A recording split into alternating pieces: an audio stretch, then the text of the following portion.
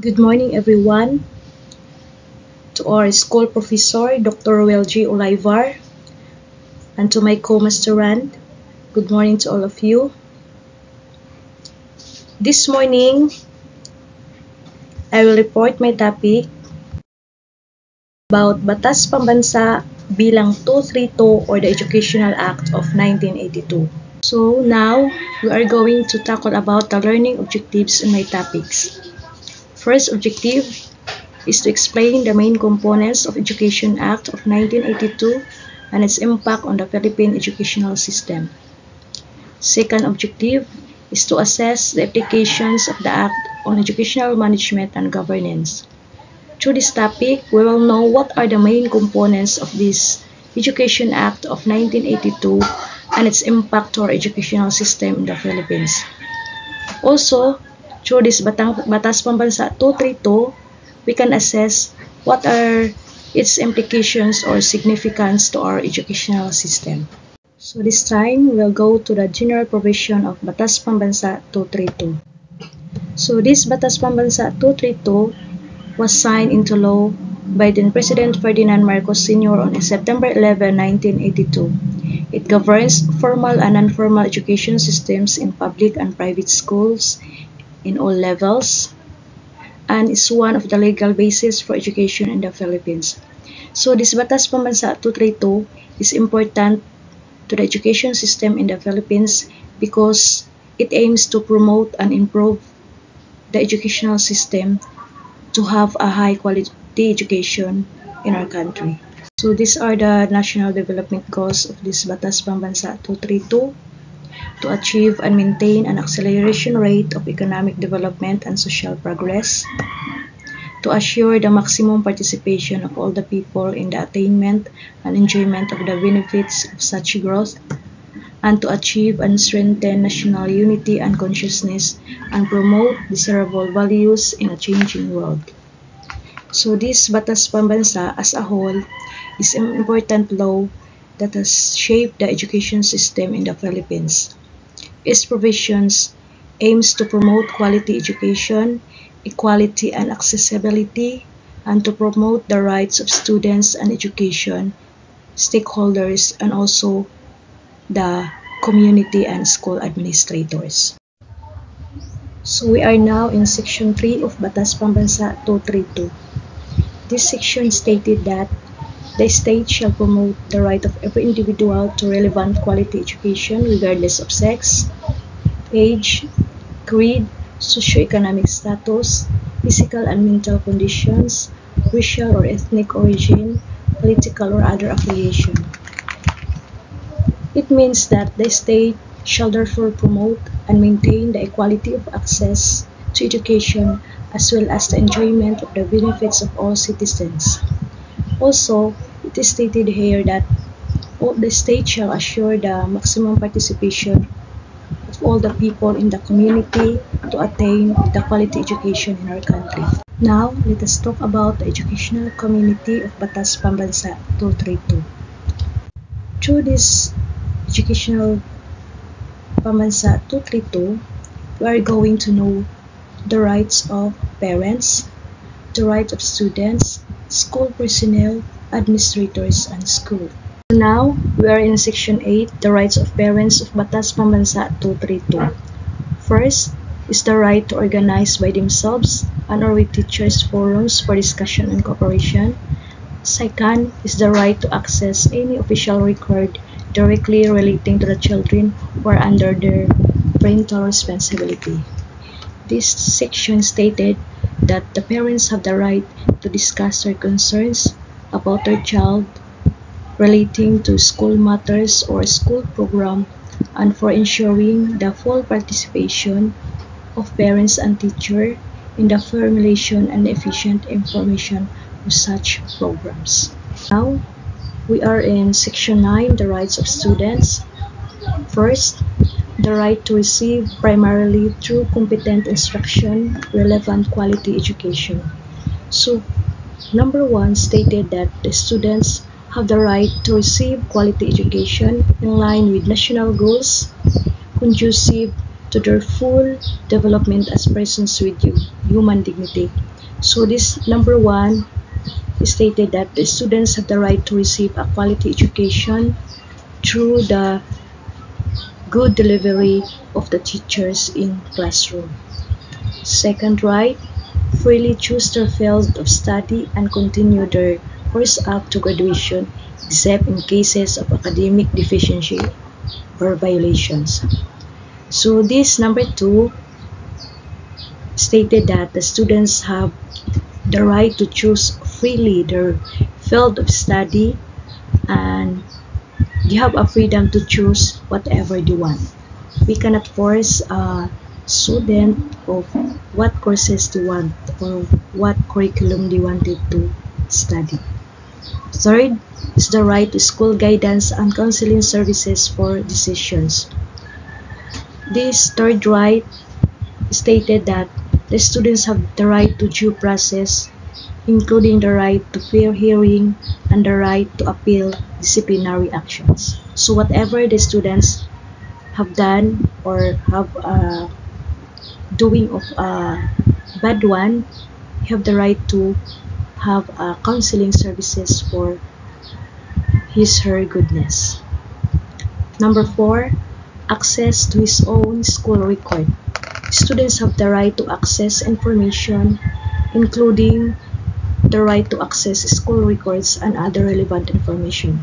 So this number 4 stated that all students have the right to know what are their achievements. For example, their academic achievement example is the report card who will be given or shall be given quarterly by the teacher to the parents and students. Number 5 is issuance of official documents within 30 days from request. So these rights, students have the right to issuance of, for example, the certificates, the diploma or the transcript of records, their transfer credentials, and other similar documents within 30 days from request. So all students have the right to request some credentials, for example, the diplomas or the TOR. Next, publish a student newspaper and similar publications. So this means that the students have the right to publish publications in school as well as the right to invite resource persons whatever she or he likes. So the students have the right to have a newspaper or publications, and he has the right to invite some resource persons that is knowledgeable enough for his/her topic. Next, number 7, free expression of opinions or suggestions. So students have the right to freedom of expression, including the right to express their opinions, beliefs, and values. So the students have the right to express their beliefs and values in terms of different matters. 8, to form and establish and join in an organization and society recognized by the school. Students have the right to join the organization to their school to foster their intellectual, cultural, physical growth and development as a whole person. We are now in section 10, the rights of school personnel. First is the right to free expression of opinion and suggestions and to effective channels of communication with appropriate academic and administrative bodies of the school or institution. So school personnel have the freedom to express their opinions and suggestions on matters affecting the school education and the teaching profession. So school personnel have the right to express their opinions about the improvement of school as a whole. Next right, the right to be provided with free legal service by the appropriate government office in the case of public school personnel. So the second rights of school personnel stated that Whatever the cases of the school personnel, she have the right to be provided with free legal services. For example, in Department of Education, she have the right to receive that free legal services from the government. So we are now in the continuation of section 10, the rights of school personnel. Third right is the right to establish, join, and maintain labor organizations and are professional and self-regulating organizations of their choice to promote their welfare and defend their interests. So this right is promoting the welfare and interests of school personnel as well as protecting their rights and benefits. It promotes more equitable and just education where the welfare and interests of educators are being valued. Fourth right is the right to be free from involuntary contributions except those imposed by their own organizations. Example of these involuntary contributions are the forced donations or the donations that is deducted in salary. School personnel have the right to reject whatever the involuntary contributions. We are now in section 11, special rights and or privileges of teaching or academic staff. First right is the right to be free from compulsory assignments not related to their duties as defined in their appointments or employment contracts unless compensated therefore conformably to existing law. So teaching staff or academic staff have the right not to accept assignments not related his or her expertise or duties unless he or she accepted voluntarily. Second right is the right to intellectual property consistent with applicable laws. So this right is essential for maintaining discipline and order in schools as well as the freedom and innovation in education. The right to be intellectual property promotes academic freedom, allowing teaching staff to pursue research and creative activities without fear of restriction. Third right, teachers shall be deemed persons in authority when in the discharge of lawful duties and responsibilities and shall therefore be accorded with due respect and protection. So, teachers should remain to be deemed in authority to promote their respect and role in authority and to have a helping positive environment and productive teacher-student relationship.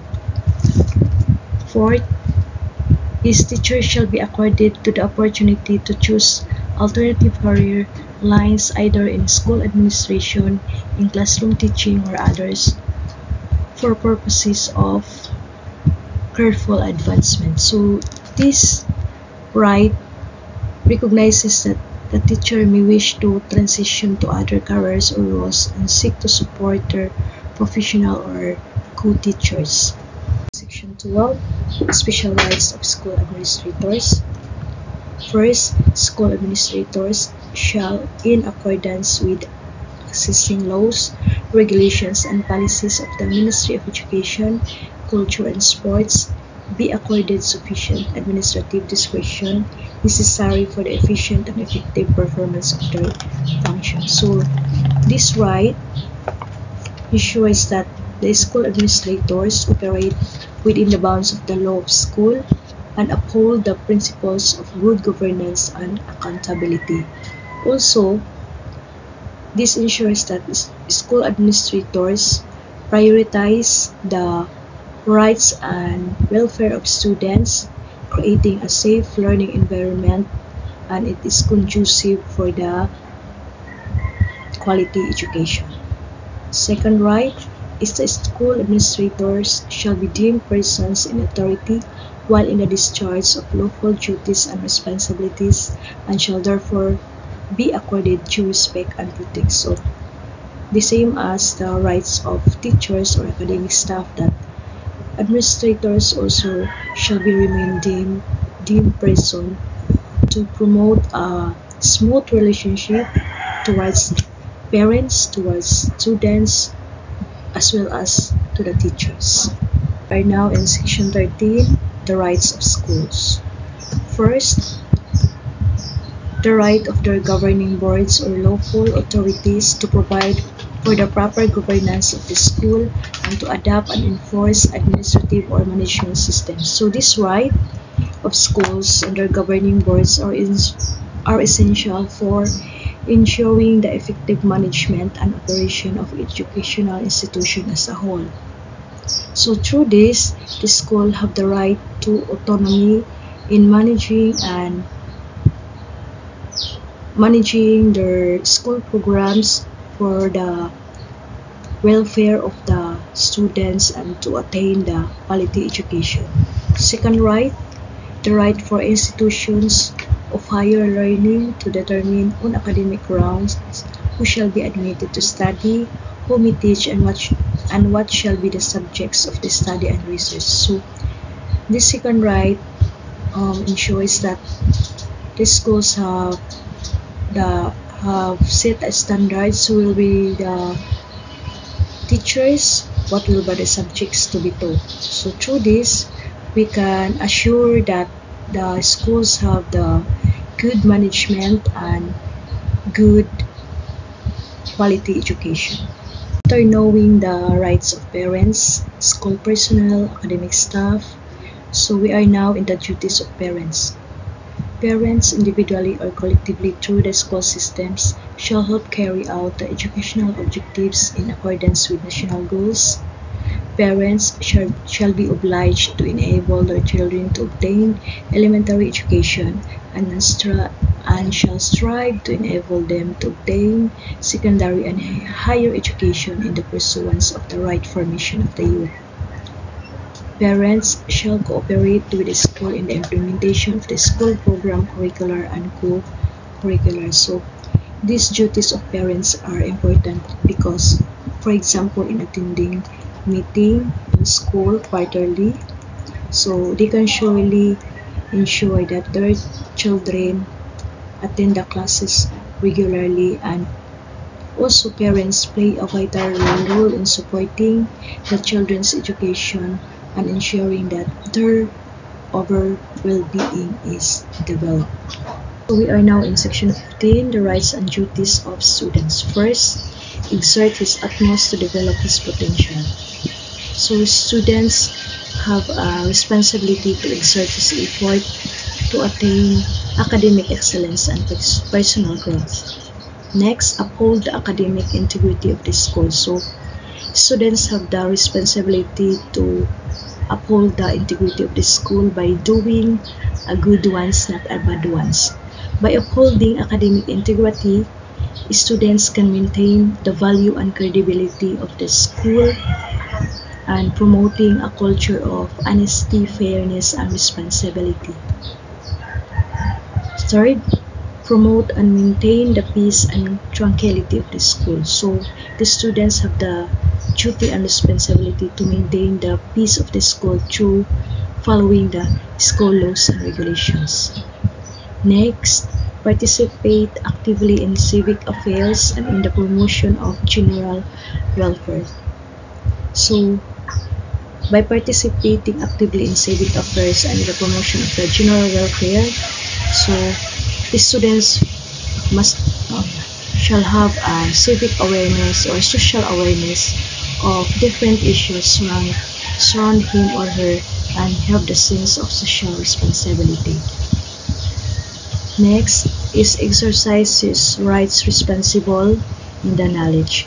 So if the student's rights responsible of his or her knowledge, it promotes his or her to become more social responsible, maintaining order by balancing his rights and values and develop his critical thinking and decision making as a child. We are now in section 16, teachers' obligations. First, perform his duties to the school accordingly. Be accountable for the efficient and effective attainment of specified learning objectives. Render regular reports on performance of each student. Maintain professionalism at all times.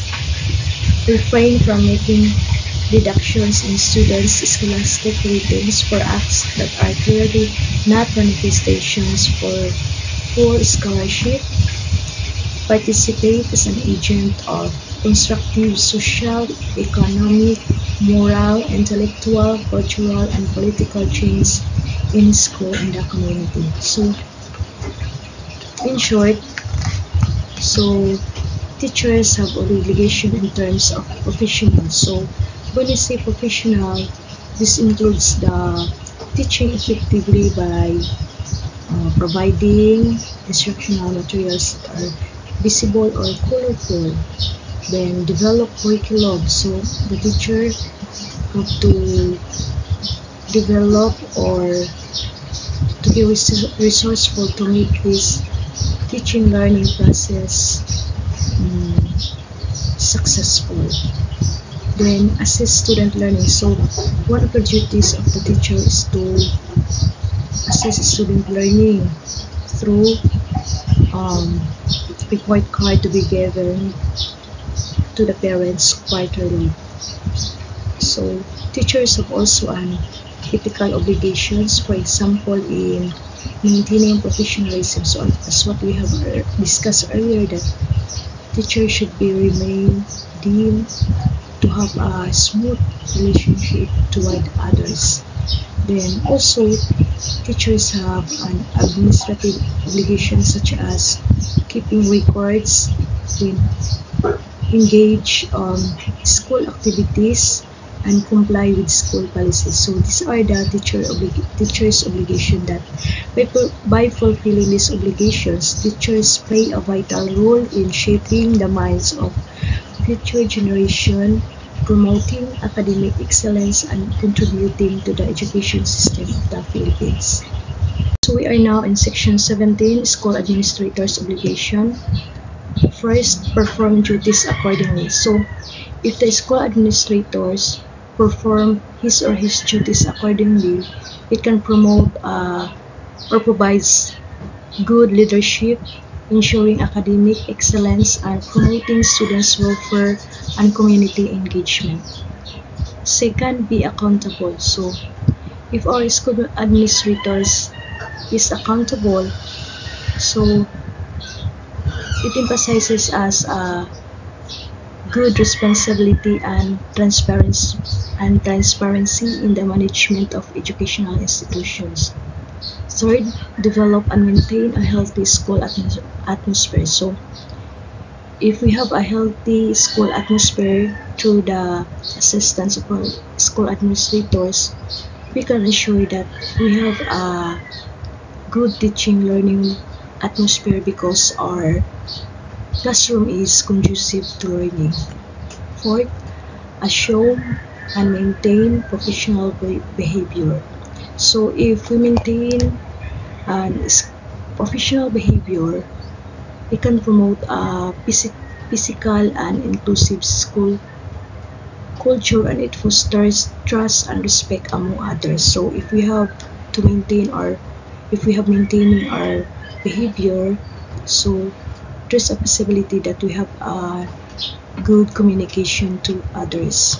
Fifth, render adequate reports. So it's the same as the being accountable, that he or she must have a transparency in all the reports, for example in MOOE.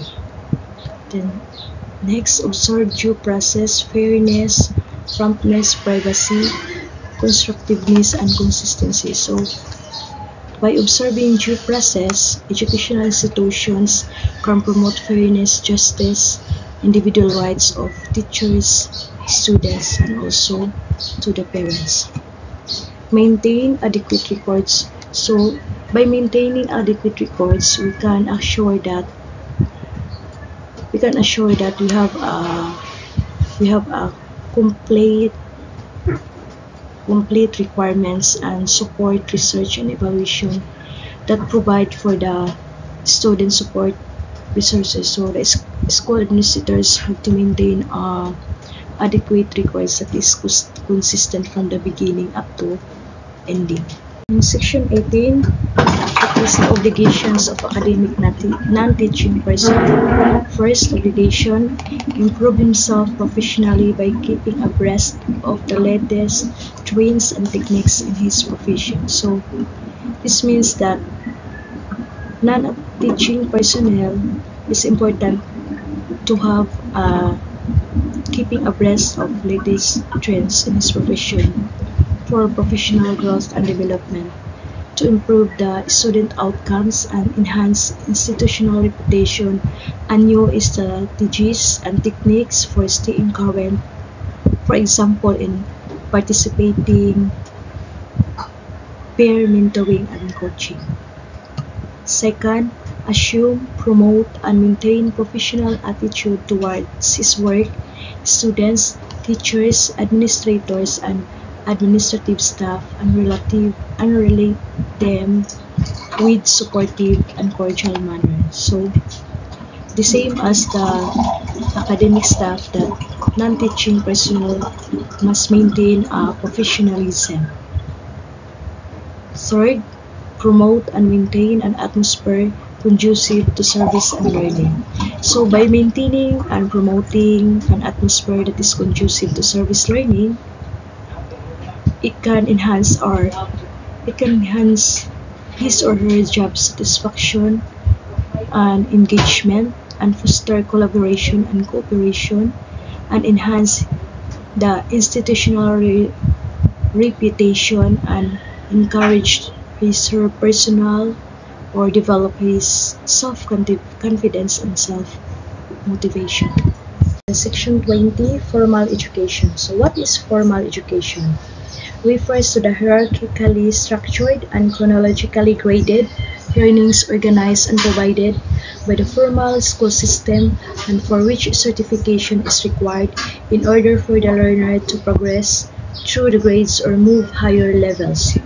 Formal education shall correspond to the following levels. So, formal education begins at elementary school, going to secondary education, and going to tertiary education. So, this formal education, by recognizing the importance of this formal education, individuals, societies, and governments can work together to ensure that all students has access to quality education. 21. This section stated the objectives of elementary education. First, to provide the knowledge and develop the skills, attitudes, and values essential. So by providing the knowledge and developing the skills in elementary education, teachers can lay the foundation for future academic success and promote social and emotional development, and foster curiosity, creativity, and a love for learning. Second objective is to provide learning experiences which increases the child's awareness. By providing learning experiences, teachers can create effective and efficient learning environment, and which is enjoyable, wherein the learners can improve their social, emotional engagement to others. Third objective is to promote and intensify the child's knowledge. By promoting and intensifying the child knowledge in elementary education, teachers can create a strong foundation for future academic studies of young learners. Fourth is to promote work experiences which develop the child's orientation. By promoting work experiences in elementary education, teachers can provide to the pupils or learners essential skills and knowledge that prepare them for the future success in next generation. So we are now in section 22, Objectives of Secondary Education. First objective is to continue to promote the objectives of elementary education. By continuing to promote the objectives of elementary education, educators can ensure a cohesive and comprehensive learning, wherein it becomes the students to be holistic, or they develop the students holistically. Second is to discover and enhance the different aptitudes and interests of the student so as to equip him with skills for productive endeavor and will prepare him for tertiary schooling. So, by discovering and enhancing the different aptitudes of students or learners, it is crucial for their academic performance and to develop their self-motivation and confidence and prepare them for their lifelong personal growth and success. We are now in section 23, Objectives of Tertiary Education. First objective is to provide a general education program that will promote national identity, cultural consciousness, moral integrity, and spiritual vigor. So, by providing a general education program in tertiary education, institution can ensure that students develop their broad-based education, foundational knowledge and skills, and the ability to adapt in an ever-changing world. Second objective is to train the nation's manpower in the skills required for national development. By training the nation's power in the skills required for our national development, institutions or countries can develop a skilled and knowledgeable workforce, drive economic growth and technological advancement, and to promote social development and national unity. Third is to develop the professions that will provide leadership for the nation. By developing the professions, the institutions can prepare students for a successful workforce. It drives our economic growth and innovation. Then it addresses our societal needs and enhance professionalism and ethics and promote interdisciplinary collaboration. Fourth objective is to advance knowledge through research, work, and apply new knowledge for improving human life and responding effective societal needs and conditions. So, by advancing the knowledge through research work in tertiary education, institution can drive innovation, economic growth, and societal progress while enhancing the teaching, learning, and building self-confidence and motivation to our learners. So in section 24, this talks about specialized educational service. First is the work education or the practical arts, which aims to develop the students the right attitudes towards work and technical to vocational education. Next is the special education. It is a program for the students who are physically, mentally, or intellectually challenged. Or another term for these child who have special needs is learner with special educational needs or LSENs. Next, special educational service is the non-formal education. So, non-formal education, it is any organized school-based educational activities undertaken by the Ministry of Culture, Education, and Sports and other agencies aimed at attaining specific learning objectives. Example for this is the out-of-school youth. So this is an example of non-formal education. So after knowing the specialized educational service, we are going now to talk about the objectives of this non-formal education. First objective is to eradicate illiteracy and raise the level of functional literacy of the population. So this means that by eradicating literacy in non-formal education, individuals, communities, or societies can have numerous benefits like promoting social justice, economic empowerment, human development, and sustainable development. Second objective is to provide unemployed and underemployed youth and adults with appropriate vocational or technical skills to enable them to become more productive and effective citizens. So, by providing non-formal education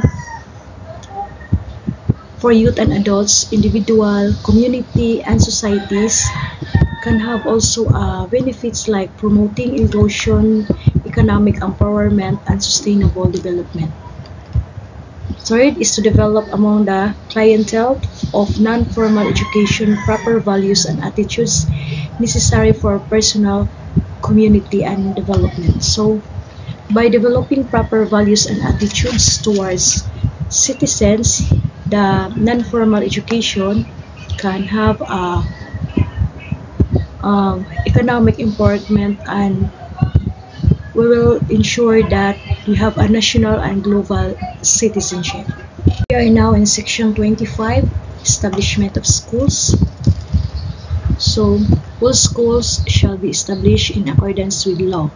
The establishment of new national schools and the conversion of existing schools from elementary to national secondary schools or from secondary to national secondary or tertiary schools shall be by law. So, this section proposed to be that all private schools must be established and incorporate as a non-stock educational corporation in accordance with the provision of the Corporation Code of the Philippines.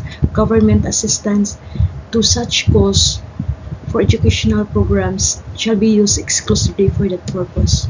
Then section 27, recognition of schools.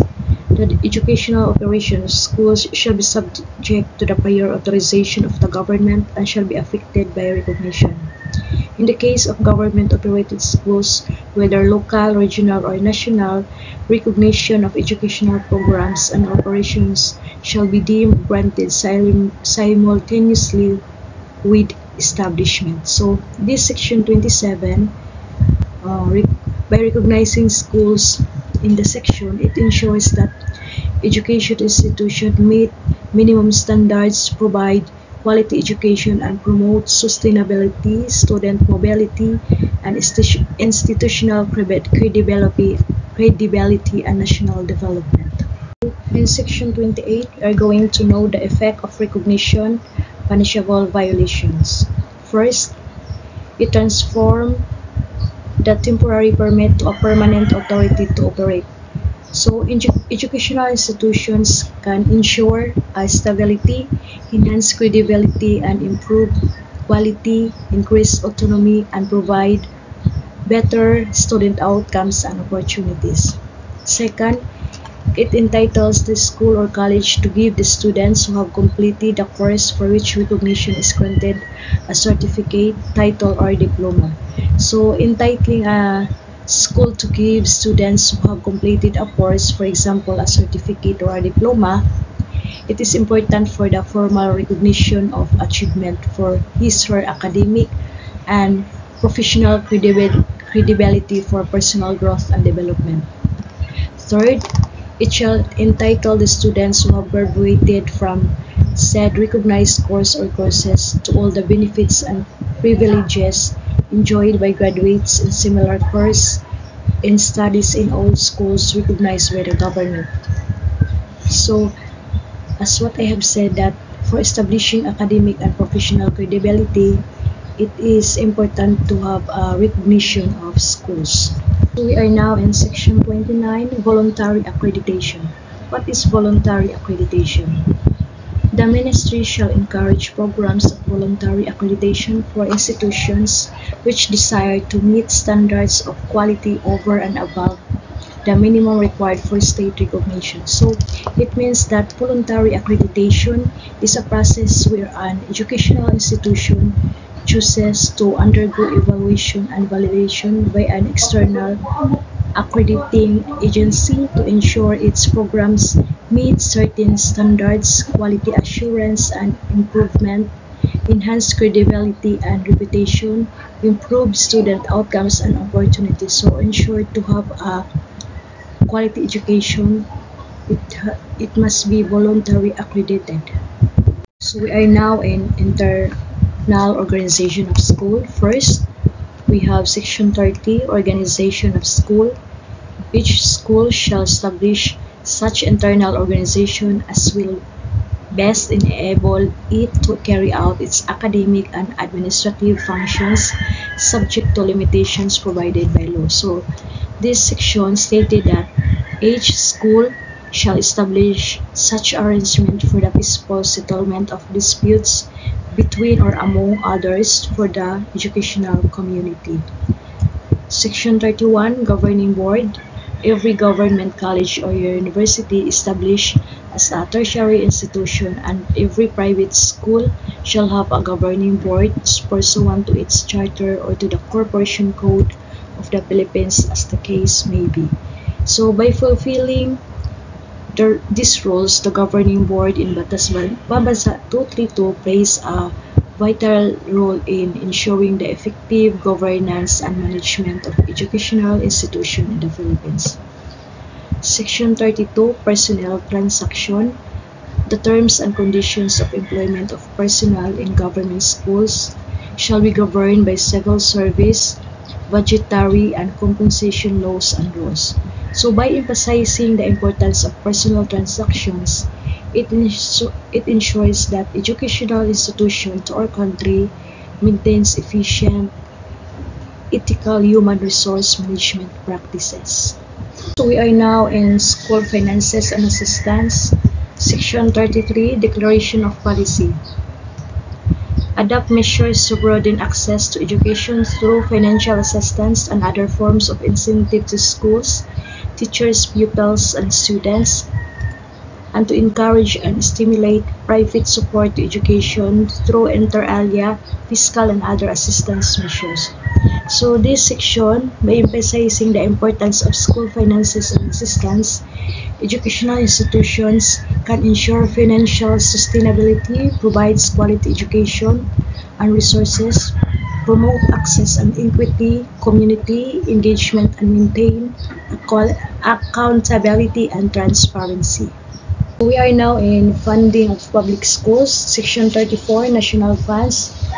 Example of these national funds are DepEd Budget, Special Education Fund, then for scholarship and national assistance, it includes for peace or tertiary education subsidy or TES, and then for infrastructure development, it includes Basic Education Facilities Fund, which allocates for construction or repair or public school building and facilities. Then another example of this national fund is the Higher Education Development Fund, which is support for infrastructure development and upgrading of state and universities and colleges.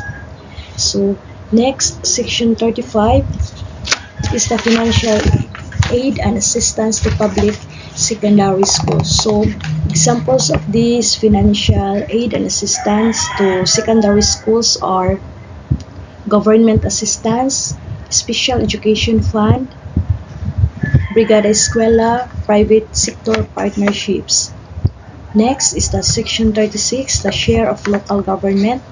Example of this share of local government is the SEF or Special Education Fund, the Local School Board Fund, and Municipal City Development Fund. So for revenue sources, for the share of local government, it includes the real property tax, the business tax, and the local fees and charges. Another sources of this local government is the Disaster Risk Reduction Management Fund or the DRRM, and the Local Economic Development Fund.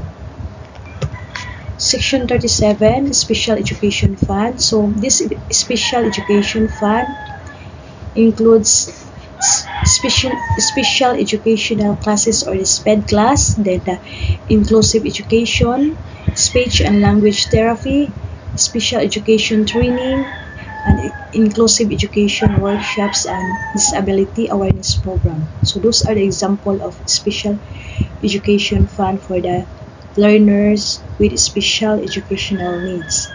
The next, Section 38, tuition and other school fees. So this includes government funding like free education program, tuition fee subsidy. Then for private sector funding, it includes scholarship program and tuition fee discounts. Then for NGO, we have education grants, sponsorship programs. Then another example of this NGO is the World Vision. For example, in our school, we are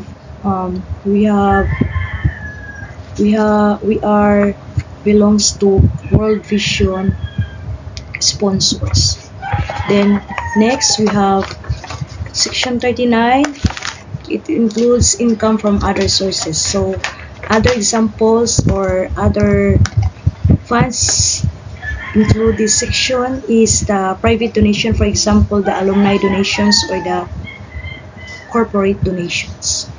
So we are now in section 40, funding of private schools. Example of this private schools funding is the fundraising events, corporate sponsorships, and alumni donations. Now we are going to section 41, government assistance. Example of this is the school-based feeding program from DepEd, Department of Public Works and Highways, school building and program, the classroom construction project, and the National Educators Academy of the Philippines or the NIAP training program. So NIAP belongs to government assistance. Next is section 40, tuition and other school fees. So this section 42, it includes the tuition fee, the technology fee, the laboratory fee, library fee or graduation fee, and transcript fee. So section 43, it is about income from other sources. So this example of this income from other sources is alumni donations, so corporate donations or any foundation grants. So section 44, institutional funds. This includes scholarship,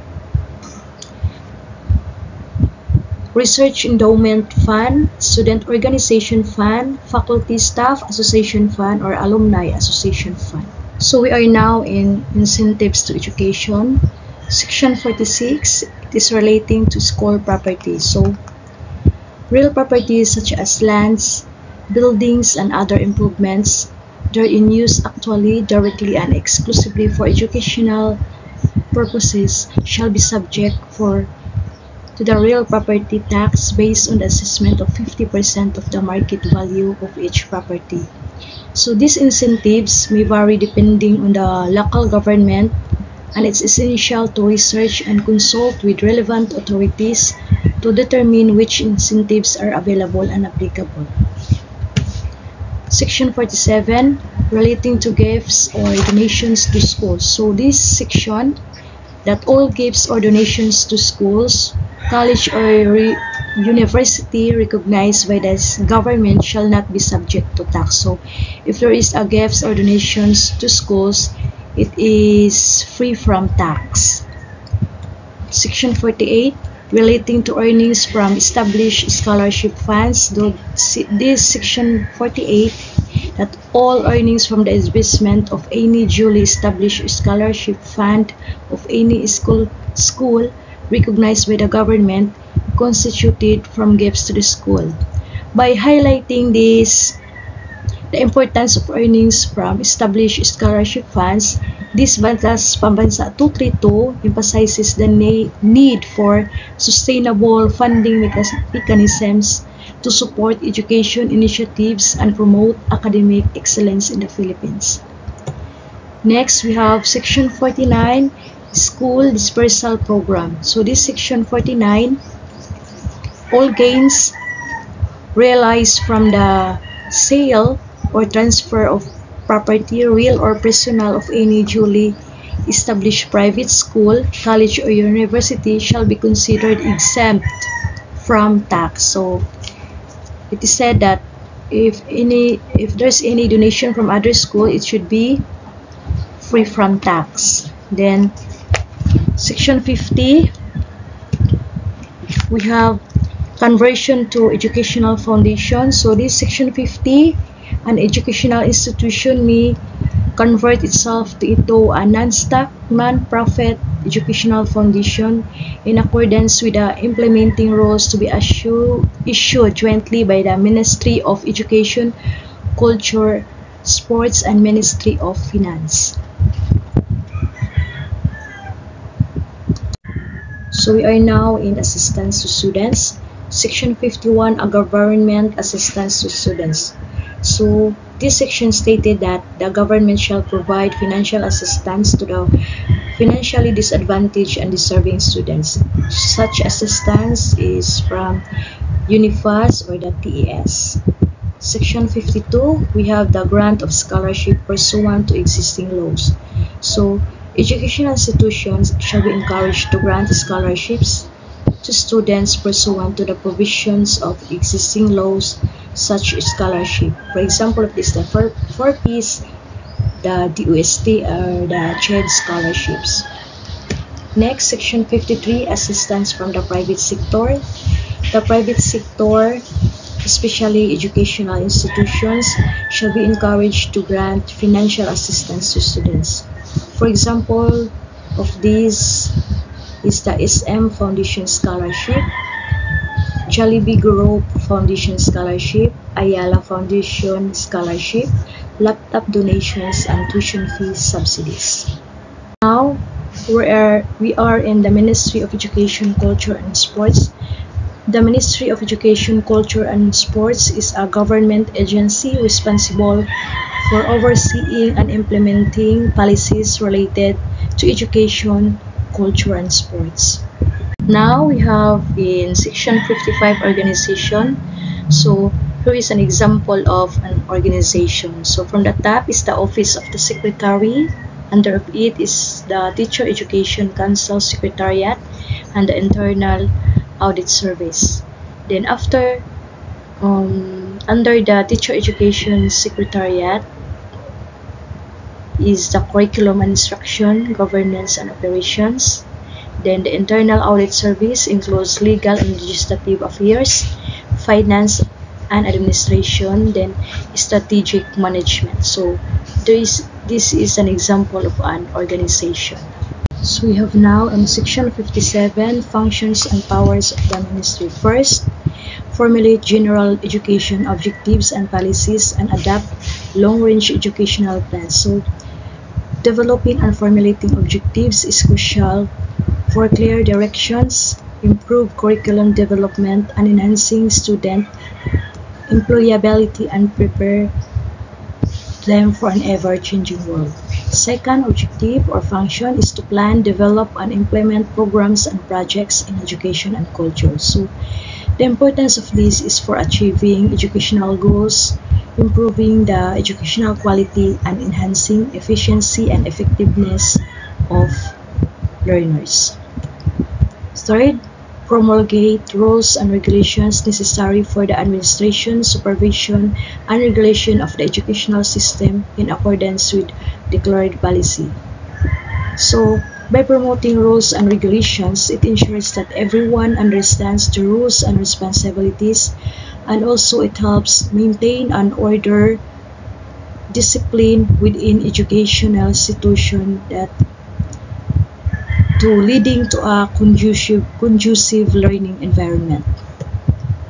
4. Set up general objectives for the school system. So, of course, if there is a set up general objectives or there is a well-defined objectives for the schools, there is a clear direction and helping administrators, teachers, and parents focus on what needs to be achieved. Number 5, coordinate the activities and functions of the school system and the various cultural agencies under it. So if we have a coordination, we can ensure that all activities and functions align with the school's overall goals and objectives, and by coordinating the activities can avoid duplication of efforts and conflict. Then next, 6, coordinate and work with agencies concerned with the educational and cultural development of the national cultural communities. So by coordinating and working together, it can promote collaboration and cooperation among others. Next, we have recommend and study legislation proposed for adoption. So by recommending and studying legislation for adoption, we can ensure the alignment with our educational objectives and we can ensure that we have to attain the quality education. Now in section 60, organization of the Board of Higher Education. So I have here an example of an organizational chart on Commission on Higher Education. So from the top is the Regional Director. Under of Regional Director is the Chief Education Program Specialist and Chief Assistant Officer. So this is an example of an organizational chart of Commission on Higher Education.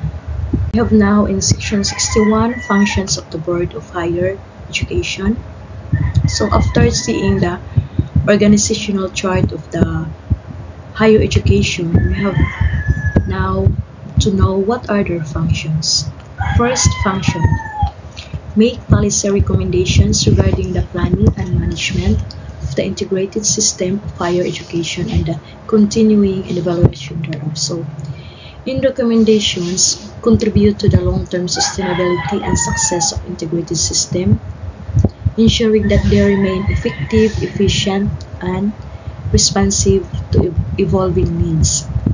Second function, recommend to the Minister of Education, Culture and Sports steps to improve the governance of the various components of the higher education system at national and regional level. So when we have effective governance, we can ensure that long-term sustainability and success of educational systems, enabling them to adapt to changing contexts and needs of individuals.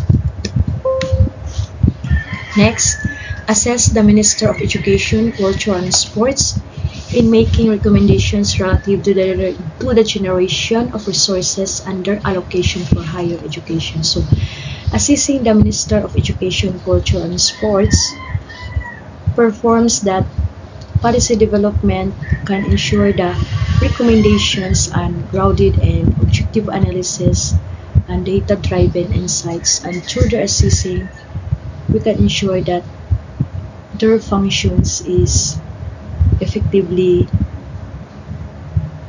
adapted. In section 62, Bureau of Elementary Education. So in section 62, we are going to know what are the functions of Bureau of Elementary Education. First, conduct studies and formulate, develop and evaluate programs and educational standards for elementary education. Undertake studies necessary for the preparation of prototype, curricular designs, instructional materials, and teacher training programs for elementary education, and formulate guidelines to improve elementary school physical plans and equipment and general management of the schools. So this Bureau of Elementary Educations tell about the functions. It has an administrative functions, for example, to conduct studies and to ensure compliance with policies and standards for the preparation of instructional materials. Then they have also the function to provide training and support for elementary school teachers, and also to formulate guidelines to improve the physical aspects of school plans and equipment. Next, we have section 63, Bureau of Secondary Education. So we are going to talk about the functions of Bureau of Secondary Education. First, conduct studies and formulate, develop and evaluate programs and educational standards for secondary education, develop curricular designs, prepare instructional materials, and prepare and evaluate programs to upgrade the quality of the teaching and non-teaching staff at the secondary level, formulate guidelines to improve the secondary school physical plans and equipment and general management of the schools. So this section tells about the functions of Bureau in Secondary Education. The same as in the Bureau of Elementary Education, that they have to function to conduct studies, to develop the curricular designs, to formulate the guidelines, how to improve the physical general management of schools. Let's continue to section 64, Bureau of Technical and Vocational Education. What are their functions? First, collaborate with other agencies in the formulation of manpower plans. So this Bureau of Technical and Vocational Education shall collaborate on workforce or other agencies to promote workforce development initiatives, and job placement programs. Second, conduct studies, formulate, develop, and evaluate post-secondary vocational technical programs and recommend educational standards for these programs. You shall conduct studies that identify the needs and gaps in technical and vocational education. You shall review the existing research and best practices in technical education. Third is to develop curricular designs and prepare instructional materials, prepare and evaluate programs to upgrade the quality of teaching and non-teaching staff. So same as the Bureau of Elementary and Secondary Education, that they shall develop or design the program structure, the content and delivery methods. So they shall evaluate programs to upgrade the quality of education and improves the physical aspects of school and also the equipment for post-secondary vocational technical schools. So let's go to section 65, the Bureau of Higher Education and its functions. First, to develop, formulate, and evaluate programs, projects, and educational standards for higher education. Provide staff assistance to the Board of Higher Education in its policy formulation and advisory functions. Provide technical assistance to encourage institutional development programs and projects. To compile, analyze, and evaluate data on higher education and perform other functions provided for by law. So this section emphasizes that the functions of higher education plays a vital role in ensuring the quality education. So through this, we have an academic functions for accreditation and quality assurance to ensure that higher education institutions meet the quality standards and to approve the new academic programs, majors, and courses related to higher education.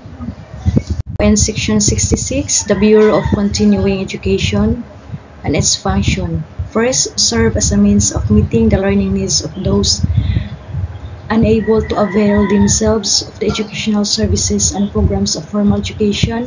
Provide opportunities for the acquisition of skills necessary to enhance and ensure continuing employability, efficiency, productivity, and competitiveness in the labor market. Then serve as a means of expanding access to educational opportunities to citizens for varied interests, demographic characteristics, and socioeconomic origin or status. So, this Bureau of Continuing Education plays a significant role in education system by providing opportunities for individuals to continue learning and developing their skills throughout their lives. By fulfilling these roles of Bureau of Continuing Education, it can provide opportunities for individual learners to continue learning and develop their skills throughout their lives. Now let's continue to section 67, the functions of regional offices. First, formulate the regional plan of education based on the national plan of the ministry, taking into account the specific needs and special traditions of the region. Implement education laws, policies, plans, programs, rules, and regulations of the ministry or agency in the regional area. Third, provide economical efficiency and effective education services to the people in the area. So this section emphasizes the importance of the roles of regional offices in supporting education at the local level, ensuring that the students receive a high-quality education and that prepares them for success. Now in the last part about miscellaneous provisions. We have now in our last section, section 69, about administrative sanction. So first is gross inefficiency of the teaching or non-teaching personnel. For teaching personnel, the offense of this is the consistent failure to meet performance standards, inadequate preparation and presentation of lessons, inability to adapt to changing educational needs. Then for non-teaching personnel, it is gross negligence of duties, inefficiency in managing school resources, and failure to provide support services. For the administrative sanction of this offense, first is warning, a written warning, then second is suspension. After that suspension is the dismissal, and lastly is the forfeiture of benefits. These administrative sanctions aims to address the inefficiency among teaching and non-teaching personnel, ensuring that schools maintain a high standards and service delivery. Next is fraud or deceit committed in connection with application for ministry permit or recognition. So the offense of this number 2 example is falsifying school profile, inaccurate representation of accreditation, forged diplomas and transcripts, and falsified financial reports. So those are the offense of committed in connection for number 2.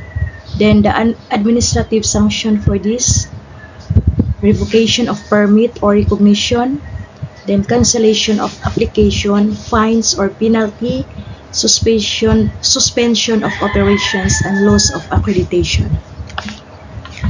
Third is failure to comply with conditions or obligations prescribed by this code or its implementing rules and regulations.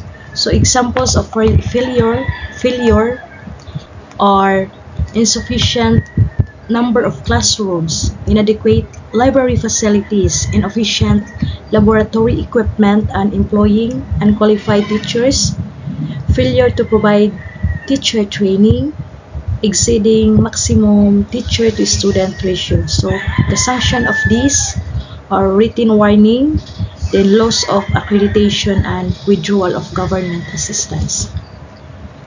Lastly, unauthorized operation of a school or course or any component or any violation of the requirement governing advertisement or announcement of educational institutions. The offense of these are operating a school without a permit, failing to renew a permit or recognition, then operating in location not authorized by the permit or recognition, then operating a school with inadequate facilities or equipment. So the administrative sanction of this offense will be the revocation of permit or recognition, then closure of the school, then fines or penalty, loss of accreditation, and withdrawal of government assistance, and damage to reputation.